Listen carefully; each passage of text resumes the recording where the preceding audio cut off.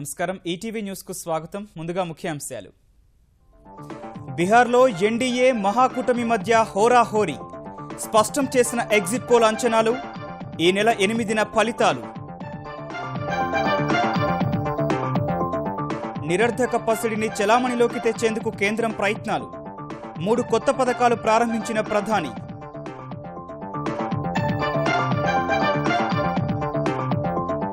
సాంకేతిక రంగంలో సవాళ్లను అధిగమించే పరిశోధనలకు మోదీ పిలుపు. రక్షణ దిగుమతులు తగ్గించే దిశలో కృషి చేయాలని సూచన. తెలంగాణలో ప్రారంభమైన టీ హబ్. నూతన ఆలోచనలకు రూపాన్నివ్వడమే లక్ష్యమన్న కేటీఆర్. ఔత్సాహికులను ప్రోత్సహించాలన్న రతన్ టాటా. అమరావతి నిర్మాణంలో భాగస్వామ్యానికి చైనా పారిశ్రామికవేత్తల ఆసక్తి. డ్రాగన్ సంస్థలన్నీ ఒకే ప్రదేశాన్ని అభివృద్ధి చేయాలన్న చంద్రబాబు. ధరలు మండుతున్న వేళ పప్పు ధాన్యాల ఉత్పత్తి పెంచేందుకు కేంద్రం ప్రోత్సాహకం. కనీస మద్దతు ధర ₹250 పెంపు. సఫారీలు.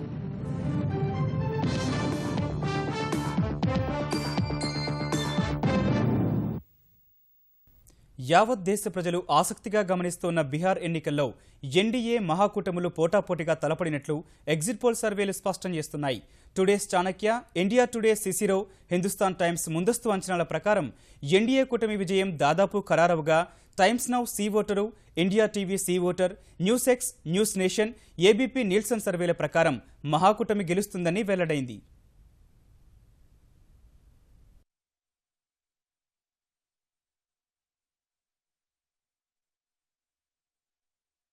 దేశమంతా ఉత్కంఠతో గమనిస్తున్న బీహార్ ఎన్నికల ఫలితాలపై వెలువడిన ముందస్తు అంచనాలు భారతీయ జనతా పార్టీ నేతృత్వంలోని ఎన్డీఏ, జేడీయూ నేతృత్వంలోని మహాకూటముల మధ్య హోరాహోరీ పోరు జరిగిందనే చెబుతున్నాయి. కేంద్ర ప్రభుత్వ నిర్ణయాలు, సంస్కరణలు ముందుకు తీసుకువెళ్లడంపై ప్రభావం చూపుతాయని భావిస్తున్న ఈ ఫలితాల్లో కొన్ని ముందస్తు సర్వేలు ఎన్డీఏకు మెజార్టీ ఇస్తే, కొన్ని మాత్రం జేడీయూ నేతృత్వంలోని మహాకూటమికి ఆధిక్యాన్ని కట్టబెట్టాయి. బీహార్ శాసనసభలో మొత్తం 243 స్థానాలు ఉండగా ఇవాళ్టితో ముగిసిన 5 విడతల ఎన్నికల్లో ఎన్డీఏ 155 స్థానాలతో ఘన విజయం సాధిస్తుందని టుడేస్ చాణక్య సర్వేలో వెల్లడైంది. బీహార్ ముఖ్యమంత్రి నితీష్ నేతృత్వంలోని మహాకూటమికి 83 స్థానాలు, ఇతరులు 5 చోట్ల గెలుస్తారని తేలింది. ఇండియా టుడే సిసిరో సర్వే కూడా ఎన్డీఏ 111 నుంచి 127 స్థానాలు గెలుస్తుందని వెల్లడించింది. మహాకూటమి 110 నుంచి 124 స్థానాలు సాధిస్తుందని అంచనా వేసింది. ఇతరులు 4 నుంచి 10 గెలుస్తారని తెలిపింది. హిందుస్థాన్ టైమ్స్ ముందస్తు అంచనాల్లో కూడా ఎన్డీఏకు 120 స్థానాలు రాగా జేడీయూకు 117 రానున్నట్టు తేలింది. 6 చోట్ల ఇతరులు గెలవనున్నారు. టైమ్స్ నౌ సి ఓటర్ మాత్రం మహాకూటమి 122 స్థానాలు, ఎన్డీఏ కూటమికి 111 స్థానాలు, ఇతరులు 10 చోట్ల గెలుస్తారని అంచనా వేసింది. ఇండియా టీవీ సి ఓటర్ నిర్వహించిన సర్వేలో మహాకూటమి 122 నుంచి 132, ఎన్డీఏ 101 నుంచి 121 సీట్లు గెలుస్తారని తేలగా ఇతరులు 6 నుంచి 14 స్థానాలు దక్కించుకుంటారని వెల్లడైంది. న్యూస్ ఎక్స్ ఛానల్ నిర్వహించిన ఎగ్జిట్ పోల్లో మహాకూటమి 130 నుంచి 140 స్థానాలు, ఎన్డీఏ 90 నుంచి 100, ఇతరులు 13 నుంచి 23 స్థానాలు గెలుస్తారని వెల్లడైంది. న్యూస్ నేషన్ సర్వే ప్రకారం మహాకూటమికి 120 నుంచి 124, ఎన్డీఏ కూటమికి 115 నుంచి 119 స్థానాలు వస్తాయని, ఇతరులు 13 నుంచి 23 స్థానాల్లో గెలుస్తారని తేలింది. ఏబీపీ నీల్సన్ సర్వేలో మహాకూటమికి 130, ఎన్డీఏకి 108, ఇతరులు 5 చోట్ల గెలుస్తారని వెల్లడైంది. ఈ నెల 8న తుది ఫలితాలు వెలువడనున్నాయి. బీహార్ అసెంబ్లీ ఎన్నికల్లో 5 విడతలో 56.8% పోలింగ్ నమోదైనట్టు ఎన్నికల కమిషన్ ప్రకటించింది.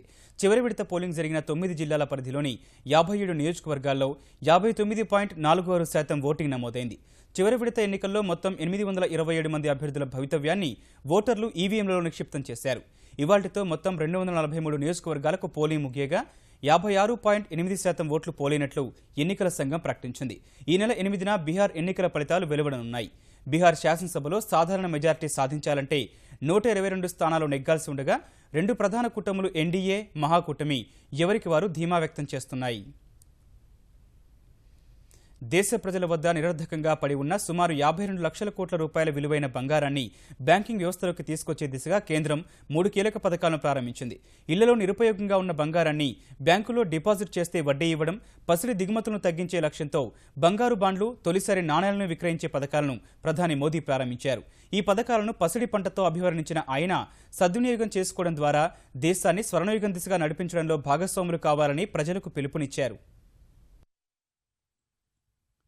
దేశంలో నిరర్ధకంగా పడి ఉన్న బంగారం నిల్వల్ని బయటకు తీసుకురావడం, దేశీయంగా డిమాండ్ను తగ్గించాలనే లక్ష్యంతో కేంద్రం 3 పసిడి పథకాలకు శ్రీకారం చుట్టింది. మొదటగా నిరుపయోగంగా ఉన్న బంగారాన్ని తిరిగి చెలామణిలోకి తీసుకొచ్చే పథకం జీఎంఎస్ ద్వారా ప్రజలు తమ వద్ద ఉన్న నాణేల్ని బ్యాంకుల వద్ద డిపాజిట్ చేస్తే ఏడాదికి గరిష్టంగా 2.5% వడ్డీ చెల్లిస్తాయి. బంగారు కడ్డీలు, నాణేలు సహా ఆభరణాల రూపంలోనూ ఈ తరహా డిపాజిట్లను సేకరించాలని నిర్ణయించిన ప్రభుత్వం కనీస డిపాజిట్ మొత్తాన్ని 30 గ్రాములుగా పేర్కొంది. 15 ఏళ్ల కాలం వరకు డిపాజిట్లను స్వీకరించనున్న బ్యాంకులు తరచూ ఆయా బంగారాన్ని వేలం వేయడం లేదా ఆభరణ తయారీదారులకు విక్రయిస్తాయి. ఫలితంగా దేశంలో పసిడి కొరత తీరుతుంది. పసిడి బాండ్ల కొనుగోలుకు ఉద్దేశించిన మరో పథకం కింద బంగారానికి బదులు బ్యాంకుల ద్వారా ప్రస్తుత ధర ప్రకారం పసిడి బాండ్లు విక్రయించనుంది. తమ అవసరాల కోసం బంగారాన్ని కొనుగోలు చెయ్యాలని భావించినప్పుడు అప్పటి మార్కెట్ ధర ప్రకారం లెక్కగట్టి ఇవ్వడం సహా 2.75% వడ్డీ చెల్లిస్తాయి. నవంబర్ 26 నుంచి అమల్లోకి రానున్న బాండ్ల జారీ పథకంలో భాగంగా తొలి దశలో ఒక్కొక్కరికి 5 నుంచి 20 బాండ్లను బ్యాంకులు, పోస్టాఫీసుల ద్వారా జారీ చేస్తారు. మూడో పథకం కింద తొలిసారి భారతీయ బంగారు నాణేలు విక్రయిస్తారు. నాణానికి ఓవైపు అశోక చక్రం, మరోవైపు మహాత్ముడి ప్రతిమతో తయారు చేశారు. నాణాల విక్రయాన్ని ప్రభుత్వం త్వరలో ప్రారంభించనుండగా తొలి దశలో 5, 10, 20 గ్రాముల బంగారు నాణేల్ని ఎంఎంటీసీ కేంద్రాల ద్వారా విక్రయిస్తారు. ఈ పథకాలకు ప్రజలు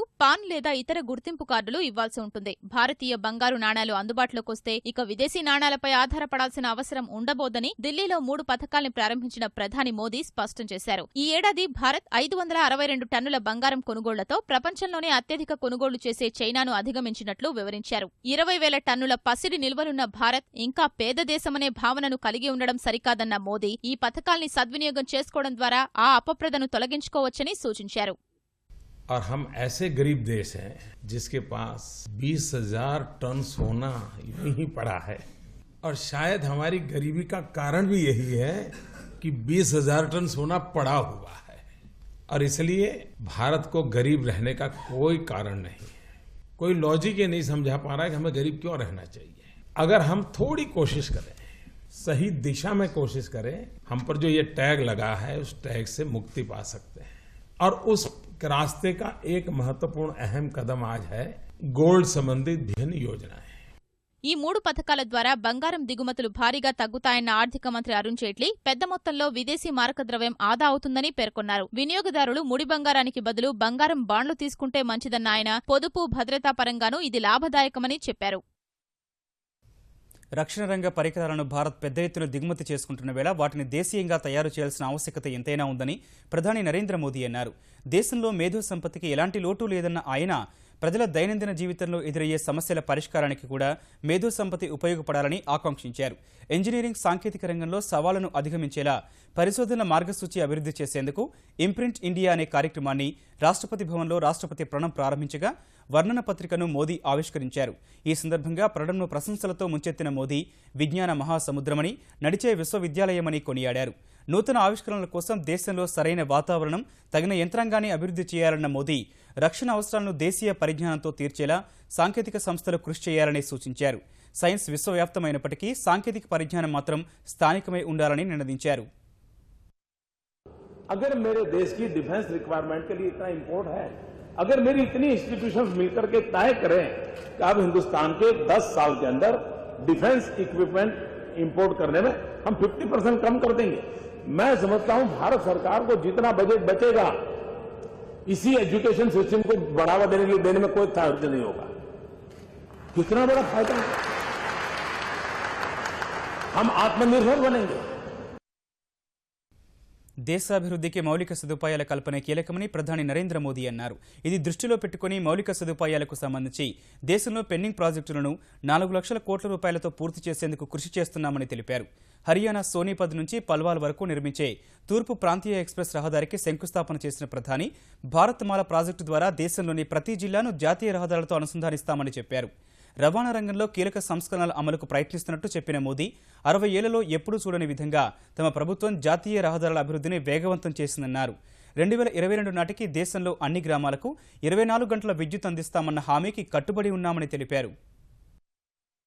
आज के युग में विकास की सबसे पहली प्राथमिक आवश्यकता होती है इंफ्रास्ट्रक्चर. आपको हैरानी होगी 60 साल के बाद इस देश में 123 डिस्ट्रिक्ट ऐसे हैं, 123 नेशनल हाईवे के साथ कनेक्टिविटी नहीं है। भारतमाला प्रोजेक्ट के तहत कि जल्द से जल्द हिंदुस्तान के 123 डिस्ट्रिक्ट उनको जोड़ने के लिए भारतमाला प्रोजेक्ट चलाया है। తెలంగాణ రాష్ట్రాన్ని కొత్త పరిశ్రమలకు రాజధానిగా నిలపాలనే సమున్నత లక్ష్య సాధన దిశగా ముందడుగు పడింది. సరికొత్త ఆలోచనతో పరిశ్రమ స్థాపించాలనుకునే యువతకు మార్గదర్శనం చేసేందుకు నిర్మించిన టీ హబ్ను గవర్నర్ నరసింహన్, పారిశ్రామిక దిగ్గజం రతన్ టాటా, ఐటీ మంత్రి కేటీఆర్ ప్రారంభించారు. హైదరాబాద్ను దేశానికి స్టార్టప్ రాజధానిగా నిలపడంలో టీ హబ్ ప్రధాన భూమిక పోషిస్తుందని వారు విశ్వాసం వ్యక్తం చేశారు. కొత్త ఆలోచనతో రండి, ఆవిష్కరణతో వెళ్లండనే నినాదంతో తెలంగాణ ప్రభుత్వం ప్రతిష్టాత్మకంగా చేపట్టిన టీ హబ్ హైదరాబాద్లో ప్రారంభమైంది. గచ్చిబౌలిలోని ట్రిపుల్ ప్రాంగణంలో ప్రభుత్వ, ప్రైవేట్ భాగస్వామ్యంతో నిర్మించిన టీ హబ్ మొదటి దశను గవర్నర్ నరసింహన్, పారిశ్రామిక దిగ్గజం రతన్ టాటా, ఐటీ శాఖ మంత్రి కేటీఆర్ ప్రారంభించారు. ఐఐఎం, ట్రిపుల్ సహా అనేక ప్రతిష్టాత్మక సంస్థలకు సమీపంలో ఈ టీ హబ్ 200 నూతన కంపెనీలకు చెందిన 800 మందికి ప్రపంచస్థాయి వసతులతో అన్ని రకాల సదుపాయాలు కల్పించనుందని మంత్రి కేటీఆర్ చెప్పారు. టీ హబ్ కేవలం రాష్ట్రానికే పరిమితం కాదన్న ఆయన దేశ యువత మొత్తానికి చుక్కానిగా ఉంటుందని స్పష్టం చేశారు. చక్కటి మార్గదర్శకులు, సరికొత్త ఆలోచనల్ని ప్రోత్సహించేవారు అందుబాటులో ఉన్నారని వివరించారు. Young Indians today want wings to their aspirations and they want to really compete with the best in the world. That's exactly what T Hub provides you. T Hub basically provides you a platform to dabble, to cherish in innovation, to walk in with an idea and walk out with a product. Everything else is taken care of. Governments in India have never really come forward, walked the talk in terms of trying to promote entrepreneurship. Now that is something government of Telangana as a startup state has taken that challenge upon itself precisely. Intent is very, very straightforward, to make Hyderabad the startup capital of the country. ఉత్తమ ఆలోచన పరులకు tea hub సరైన వేదికగా అభివర్ణించిన రతన్ టాటా ఔత్సాహిక పారిశ్రామికవేత్తలు, శాస్త్రవేత్తల్ని ప్రోత్సహించాలని ప్రభుత్వానికి సూచించారు. Walking around this T Hub building that I was looking at, a new face of India. So my enthusiasm in the new India of tomorrow continues to be there. The need to support enterprising young Indian engineers and scientists, because all of us should be keen to unleash the Indian tiger. So let's all put our hearts and souls behind. కేవలం 17 నెలల కాలంలో tea హబ్ను ఆచరణలోకి తీసుకురావడం అద్భుతమని governor Narasimhan కొనియాడారు. పట్టణ ప్రాంత యువతనే కాకుండా గ్రామీణ ప్రతిభను వెలికితీయాలని కేటీఆర్కు సలహా ఇచ్చిన ఆయన టీ హబ్లో ఐటీ నవకల్పనలే కాకుండా ప్రజానీకానికి మేలు చేసే ఆలోచనల్ని ప్రోత్సహించాలని సూచించారు. In the rural areas, again, we have great thinkers, but there again they do not know where to go. So I think we'll have to go into the rural areas also so that we are able to get the rural talent also to figure in this whole innovative exercise. And I'm very confident that this will be a trendsetter for the state of Telangana. And this, Ramarao, I think you should use this to talk to your government and to your other colleagues as to what you can do. I mean, this is a lesson which I think the government has to learn, and this government must take this up as an experiment in what one can achieve if he has the mind to do it. నూతన కంపెనీల స్థాపనకు tea hub అద్భుత అవకాశాలు కల్పిస్తుందని కార్యక్రమానికి హాజరైన IT ప్రముఖులు విశ్వాసం వ్యక్తం చేశారు. అమరావతిలో చైనా కంపెనీలని ఒక ప్రదేశాన్ని అభివృద్ధి చేస్తే బాగుంటుందని ముఖ్యమంత్రి చంద్రబాబు అన్నారు. విజయవాడలోని క్యాంపు కార్యాలయంలో చైనాకు చెందిన Guizhou maritime silk road international investment corporation సంస్థ ప్రతినిధులు తనను కలిసి రాజధాని నిర్మాణంలో భాగస్వామ్యం కల్పించాలని కోరగా అందుకు చంద్రబాబు సుముఖత వ్యక్తం చేశారు. అర్బన్ ప్లానింగ్, నిర్మాణ రంగం, రహదారుల అనుసంధానం, రైల్ అండ్ సబ్వేస్, క్రీడా సముదాయాలు, వాణిజ్య ప్రదర్శన కేంద్రాల నిర్మాణాలను ఏడాదిన్నరలోనే నిర్మించామని వారు ముఖ్యమంత్రికి వివరించారు. సీఎం కార్యాలయం, సెక్రటేరియట్, హోటల్ నిర్మాణంలో భాగస్వాములు కావాలని చంద్రబాబు వారిని కోరారు. కొత్తగా వచ్చిన ఎన్ఐఐటి తదితర ఇంజనీరింగ్ కాలేజీల విద్యార్థుల నైపుణ్యాలు పెంచి నూతన నిర్మాణంలో భాగస్వాములు చేయాలని చైనా బృందానికి ముఖ్యమంత్రి విజ్ఞప్తి చేశారు. విశాఖ జిల్లా నర్సీపట్నం రక్షిత అటవీ ప్రాంతమైన చింతపల్లి, జిరిళ్లలో 1212 హెక్టార్లలో బాక్సైట్ ఖనిజం తవ్వకాలకు ఆంధ్రప్రదేశ్ ప్రభుత్వం అనుమతినిచ్చింది. ఈ మేరకు ఆంధ్రప్రదేశ్ ఖనిజాభివృద్ధి సంస్థకు అనుమతిస్తూ ఉత్తర్వులు జారీ చేసింది. ఈ తవ్వకాలకు అనుమతినిస్తూ గత ఆగస్టులోనే కేంద్ర పర్యావరణ మంత్రిత్వ శాఖ సమ్మతి తెలపగా సమగ్ర నియమ నిబంధనలతో ఆంధ్రప్రదేశ్ సర్కారు ఇవాళ ఉత్తర్వులిచ్చింది. బాక్సైట్ తవ్వకాలు జరిపే భూమికి సమానమైన అటవీయేతర భూమిలో అడవులను పెంచాలని ఆదేశించింది. ప్రతి వర్షాకాలంలో కనీసం 45 రోజులు తవ్వకాలు ఆపాలని పేర్కొంది. జీహెచ్ఎంసీలోని 150 వార్డుల్లో బీసీ ఓటర్ల గణనకు తెలంగాణ సర్కార్ షెడ్యూల్ను విడుదల చేసింది. ఈ నెల 18 వరకు ఇంటింటి సర్వే చేయడం ద్వారా బీసీ ఓటర్ల గణనను చేపట్టాలని ఆదేశించింది. 19 నుంచి 23 వరకు బీసీ ఓటర్లను గుర్తించే ప్రక్రియను మొదలుపెట్టనుండగా 24న జీహెచ్ఎంసీ కమిషనర్, ఆర్డీఓ, ఎంఆర్ఓ కార్యాలయాల్లో బీసీ ఓటర్ల జాబితాను ప్రదర్శిస్తారు. మరుసటి రోజు నుంచి డిసెంబర్ 1 వరకు అభ్యంతరాలు స్వీకరిస్తారు. డిసెంబర్ 2 నుంచి 4 వరకు అభ్యంతరాలపై క్షేత్రస్థాయిలో పరిశీలన ఉంటుంది. డిసెంబర్ 5 నుంచి 7 వరకు బీసీ ఓటర్ల జాబితాను రూపొందించి డిసెంబర్ 8వ తుది జాబితా వెల్లడిస్తారు. డిసెంబర్ 9 నుంచి 12 మధ్య ఎస్సీ, ఎస్టీ, బీసీ, మహిళా రిజర్వేషన్ల వార్డుల ప్రతిపాదన రూపొందించిన జీహెచ్ఎంసీ అధికారులు ప్రభుత్వానికి పంపనున్నారు. 3 రోజుల్లో వాటిని పరిశీలించనున్న తెలంగాణ ప్రభుత్వం వార్డు రిజర్వేషన్లపై నోటిఫికేషన్ జారీ చేస్తుంది. బీసీ ఓటర్ల గణనలో ఆయా కుటుంబ సభ్యుల నుంచి సంతకం లేదా వేలిముద్రలు తీసుకోవాలని ప్రభుత్వం తన ఉత్తర్వుల్లో పేర్కొంది. జీహెచ్ఎంసీ పరిధిలో ఓటర్ జాబితా పునఃపరిశీలనకు కేంద్ర ఎన్నికల సంఘం ఆదేశాలు ఇచ్చిన వేళ ఓట్ల తొలగింపును నిరసిస్తూ తెలుగుదేశం, భారతీయ జనతా పార్టీ తమ ఆందోళన ఉధృతం చేశాయి. ఈ మేరకు వార్డుల పునర్విభజన విధానం, ఓట్ల తొలగింపును నిరసిస్తూ 2 పార్టీలు జీహెచ్ఎంసీ కార్యాలయం ఎదుట చేపట్టిన ధర్నా ఉద్రిక్తతకు దారితీసింది. జీహెచ్ఎంసీ కార్యాలయం ముట్టడికి ప్రయత్నించిన ఇరు పార్టీల కార్యకర్తలను పోలీసులు అడ్డుకోగా తోపులాట జరిగింది. ఈ ఘటనలో తెలుగుదేశం గ్రేటర్ అధ్యక్షుడు మాగంటి గోపీనాథ్ సహా పలువురికి స్వల్ప గాయాలయ్యాయి. చివరకు నేతలను అరెస్టు చేసిన పోలీసులు వారిని అక్కడి నుంచి తరలించారు. ఈ అరెస్టులకు బెదిరేది లేదన్న ఇరు పార్టీల నేతలు వార్డుల పునర్విభజన అడ్డగోలుగా చేస్తే ఊరుకునేది లేదని హెచ్చరించారు. మాజీ ఎంపీ, కాంగ్రెస్ నేత రాజయ్య కోడలు సారిక, 3 మనవళ్ల అనుమానాస్పద మృతి కేసులో పోలీసులు దర్యాప్తు వేగవంతం చేశారు. రాజయ్య, ఆయన భార్య, కుమారుణ్ణి ఇప్పటికే అదుపులోకి తీసుకున్న పోలీసులు మామునూరు పోలీస్ స్టేషన్కు తరలించి ప్రశ్నిస్తున్నారు. అనిల్ రెండో భార్య సనపై కూడా కేసు నమోదు చేసిన పోలీసులు ఆమెను కూడా ప్రశ్నిస్తున్నారు. సారికపై విషప్రయోగం జరిగిందన్న కోణంలో విచారణ చేస్తున్న పోలీసులు రాజయ్య ఇంటిని మరోసారి తనిఖీ చేసి ఆహార పదార్థాలు, సారిక వాడిన వస్తువులు స్వాధీనం చేసుకున్నారు. ఆహార పదార్థాల నమూనాలను ఫోరెన్సిక్ ప్రయోగశాలకు పంపారు. భర్త, అత్తమామల వేధింపులపై సారిక గతంలో న్యాయవాదికి పంపిన ఈమెయిల్ను విశ్లేషిస్తున్నారు. మరోవైపు వరంగల్ ఎంజీఎం ఆసుపత్రిలో సారిక, 3 పిల్లల మృతదేహాలకు శవ పరీక్ష పూర్తి చేశారు. తర్వాత వాటిని సారిక కుటుంబ సభ్యులకు అప్పగించగా పోతలనగర్ శ్మశాన వాటికలో సారిక, 3 పిల్లల అంత్యక్రియలు నిర్వహించారు.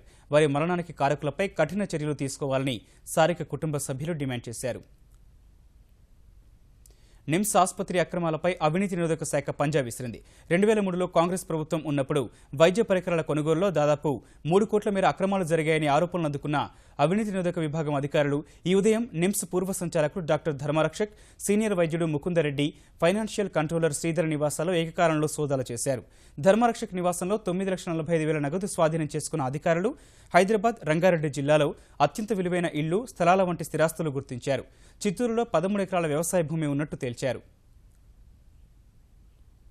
దేశంలో వివిధ రకాల పప్పుల ధరలు చుక్కలుంటున్న వేళ దేశంలోనే పప్పు ధాన్యాల ఉత్పత్తిని పెంచేందుకు కేంద్రం చర్యలు చేపట్టింది. ఈ మేరకు 2015-16 రబీ కాలానికి పప్పు ధాన్యాల కనీస మద్దతు ధరను క్వింటాలకు ₹250 పెంచుతూ నిర్ణయం తీసుకుంది. ఈ ధరపై ప్రస్తుత ఏడాదికి మరో ₹75 బోనస్ ఇవ్వాలని కూడా మంత్రివర్గం నిర్ణయించింది. ప్రధాని మోదీ నేతృత్వంలో సమావేశమైన కేంద్ర కేబినెట్ గోధుమల కనీస మద్దతు ధర మరో ₹75 పెంచాలని నిర్ణయించింది. విద్యుత్ రంగంలో రుణభారంతో సతమతమవుతున్న రాష్ట్రాల అప్పులు పునర్వ్యవస్థీకరించాలని తీర్మానించినట్టు కేంద్ర విద్యుత్ శాఖ మంత్రి పీయూష్ గోయల్ తెలిపారు. బీహార్ ఎన్నికల ఫలితాలకు ముందు మదుపరులు ఆచితూచి వ్యవహరించిన వేళ స్టాక్ మార్కెట్లు వరుసగా 2వ రోజు నష్టాల్లో ముగిశాయి. క్రితం సెషన్లో 38 పాయింట్లు క్షీణించిన సెన్సెక్స్ ఇవాళ ఏకంగా 249 పాయింట్లు నష్టపోయింది. ఈ ఉదయం 26,558 పాయింట్ల వద్ద ప్రారంభమైన సూచీ ఏ దశలో కూడా కోలుకోలేదు. మొదటి నుంచి అమ్మకాల ఒత్తిడిలోనే సాగిన సూచీ ఆసియా, యూరోప్ మార్కెట్లో ప్రతికూల పవనాలు, దాదాపు దశాబ్ద కాలంలో మొదటిసారి వడ్డీ రేట్లు పెంచక తప్పని పరిస్థితి ఉందని అమెరికా ఫెడరల్ రిజర్వ్ చైర్పర్సన్ జెనెట్ ఎల్లెన్ చేసిన వ్యాఖ్యలు మార్కెట్ సెంటిమెంట్ను దెబ్బతీశాయి. ఈ దశలో అన్ని రంగాలకు చెందిన వాటాలు అమ్మేందుకు మదుపరులు మొగ్గు చూపగా 26,243 పాయింట్ల కనిష్ట స్థాయికి పడిపోయిన సూచీ చివరకు 26,304 వద్ద స్థిరపడింది. జాతీయ స్టాక్ ఎక్స్చేంజ్ సూచీ నిఫ్టీ 85 పాయింట్లు క్షీణించి 7,955 వద్ద ముగిసింది. ఈటీవీ న్యూస్ సమాప్తం. నమస్కారం.